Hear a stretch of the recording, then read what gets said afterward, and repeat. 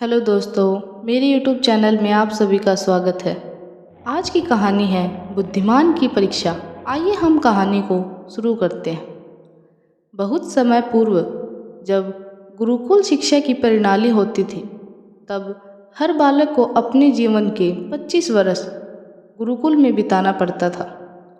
उस समय एक प्रचंड पंडित राधे गुप्त हुआ करते थे, जिनका गुरुकुल बहुत प्रसिद्ध था, जहाँ दूर दूर के शिष्य शिक्षा प्राप्त करने आया करते थे। बात उन दिनों की है जब राधे गुप्त की उम्र ढलने लगी और उसकी पत्नी का देहांत हो चुका था। घर में विवाह योग्य एक कन्या थी। राधे गुप्त को हर समय उसकी चिंता सताती रहती थी। वह उसका विवाह एक योग्य व्यक्ति से करना चाहते थे, जिसके पास संपत्ति भले ना हो, पर वह कर्मठ हो और किसी भी परिस्थिति में उसकी बेटी को खुश रखे और उचित समय पर उचित निर्णय ले। एक दिन उनके मस्तिष्क में एक ख्याल आया और उन्होंने इस परेशानी का हल सोचा कि क्यों ना वो अपने खुद के शिष्यों में से ही योग्य वर की तलाश करें।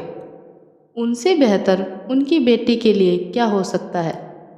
इस कार्य के लिए उन्होंने बुद्धिमान की परीक्षा लेने का निर्णय लिया और सभी शिष्यों को एकत्र किया। राधे गुप्त ने सभी से कहा कि वे एक परीक्षा आयोजित करना चाहते हैं, जिसमें सभी की बुद्धिमानी का परिचय होगा। उन्होंने सभी से कहा कि उन्हें अपनी पुत्री के विवाह की चिंता है, जिसके लिए उनके पास पर्याप्त धन नहीं है। इसलिए वे चाहते हैं कि उनके शिष्य विवाह में लगने वाली सभी सामग्री कैसे भी कर एकत्रित करें, भले ही उसके लिए उन्हें चोरी का रास्ता चुनना पड़े, लेकिन उन्हें चोरी करता कोई भी देख ना सके। इसी एक शर्त का पालन भी सभी को करना है। अगले दिन से ही सभी शिष्य कार्य में जुट गए। रोजाना कोई न कोई तरह तरह की वस्तुएं चुरा कर लाता और राधे गुप्त को दे देता। राधे गुप्त उन्हें एक विशेष स्थान पर रख देते, क्योंकि परीक्षा के बाद यह सभी वस्तुएं उन्हें मालिक को वापस करना जरूरी था, क्योंकि वे अपने शिष्यों को सही ज्ञान देना चाहते थे।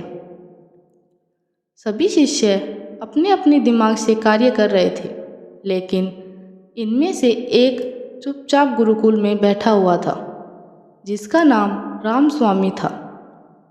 वह राधे गुप्त का सबसे करीबी और होनहार छात्र था। उसे ऐसा बैठ देख राधे गुप्त ने इसका कारण पूछा। तब रामस्वामी ने बताया कि आपने परीक्षा की शर्त के रूप में कहा था कि चोरी करते वक्त इसे कोई ना देख सके। इस प्रकार अगर हम अकेले में भी चोरी करते हैं, तब भी हमारी अंतरात्मा उसे देख रही है। हम खुद से उसे नहीं छिपा सकते। इसका अर्थ यही है कि चोरी करना व्यर्थ है। उसकी यह बात सुनकर राधे गुप्त के चेहरे पर खुशी छा जाती है। वे उसी वक्त सभी को एकत्रित करते हैं और पूछते हैं कि आप सब ने जो चोरी की, क्या उससे किसी ने देखा? सभी कहते हैं नहीं। तब राधे गुप्त कहते हैं कि क्या आप अपने अंतर्मन से भी इस चोरी को छिपा सकते हैं? सभी को बात समझ आ जाती है और सबका सिर नीचे झुक जाता है, सिवाय रामस्वामी के। राधे गुप्त रामस्वामी को बुद्धिमान की परीक्षा में अव्वल पाते हैं और सभी के सामने कहते हैं कि यह परीक्षा मेरी पुत्री के लिए उचित वर तलाशने के लिए की गई थी। इस प्रकार मैं रामस्वामी का विवाह अपनी पुत्री के साथ तय करता हूँ। सभी खुशी से झूम उठते हैं, साथ ही चुराई हुई हर एक वस्तु को उसके मालिक को सौंप विनम्रता से क्षमा मांगते हैं। इस कहानी से हमें शिक्षा मिलती है, बुद्धिमानी की परीक्षा से यही शिक्षा मिलती है कि कोई भी कार्य अंतर्मन से छिपा नहीं रहता और अंतर्मन ही मनुष्य को सही राह दिखाता है। इसलिए मनुष्य को किसी भी कार्य के लिए, सही गलत के लिए अपने मन को टटोलना सबसे ज़रूरी है। आज मनुष्य ने अंतरात्मा की आवाज़ सुनना बंद कर दिया है, इसलिए वो गलत रास्ते पर जा रहा है। हमारी अंतरात्मा कभी हमें गलत राह नहीं दिखाती।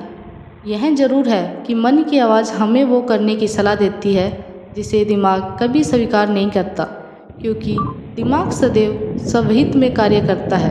मन हमें सही और गलत का परिचय कराता है। यह सही गलत का परिचय ही हमें सदैव बुराई से दूर रखता है। किसी भी कार्य के पहले हमें मन की आवाज़ जरूर सुनना चाहिए। इस परीक्षा के जरिए राधे गुप्त ने अपनी पुत्री के लिए एक उचित वर्ग भी तलाश कर लिया और शिष्यों को जीवन का अमूल्य ज्ञान दिया। आज के वक्त में कोई भी शिक्षक एवं शिक्षण पद्धति मनुष्य को धन कमाने का ही ज्ञान देते हैं। एक बालक का सर्वांगीण विकास कहीं ना कहीं लुप्त हो चुका है। आज का मनुष्य केवल बड़े होकर एक धनवान व्यक्ति बनने का ही ज्ञान विद्यालयों में लेता है। उस बालक को सही गलत का बोध कराने का दायित्व कोई भी नहीं लेता, क्योंकि उनके माता पिता भी आज के दौर में बस पैसा कमाने में लगे रहते हैं और शिक्षक भी केवल किताबी ज्ञान देकर अपने दायित्व में मुख मोड़ लेते हैं। ऐसे में यह छोटी छोटी कहानियाँ व्यक्ति को सही गलत सिखाने में अहम भूमिका निभाती है, लेकिन आजकल इसके लिए भी वक्त मिलना मुश्किल है। यह एक गंभीर समस्या है जिसके फलस्वरूप आज के बच्चे आसानी से गलत राह पर चले जाते हैं और उन्हें इनका भाव तब होता है जब वे पूरी तरह ग्रस्त हो जाते हैं। अतः ज़रूरी है कि हम सभी आज की पीढ़ी को ज्ञानवर्धक बातें भी सिखाएं। थैंक यू दोस्तों। अगर आपको ये कहानी पसंद आई हो तो प्लीज़ मेरी वीडियो को लाइक एंड शेयर कीजिए और मेरे चैनल को सब्सक्राइब कीजिए।